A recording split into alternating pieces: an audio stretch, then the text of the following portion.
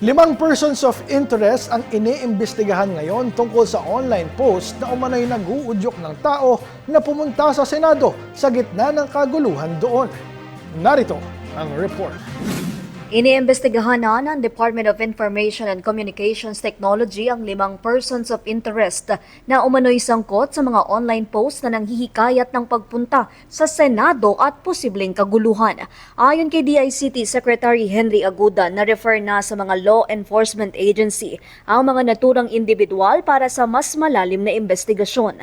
Nilinaw ng DICT na walang aktual na cyber attack na naganap kundi mga post lamang sa social media na umano'y nag-uudyok ng hindi ka nais-nais na kilos at paglabag sa kapayapaan. Prioridad natin ang kaligtasan at kapakanan ng ating mga kababayan, lalong-lalo na ang ating mga senador at mga empleyado na nasa loob ng Senate building. Nakikipag-ugnayan na rin ang ahensya sa mga social media platform tulad ng Meta at TikTok upang ma-monitor ang mga naturang content at sinabing patuloy nilang iniipon ang ebidensya para sa posibleng kaso. Giit ng DICT, mahigpit na ipinagbabawal ang online content na nag-uudyok ng karahasan o kaguluhan habang nananawagan sa publiko na manatiling kalmado, iwasan ang misinformation at maging mapanuri sa mga impormasyong nakikita sa social media.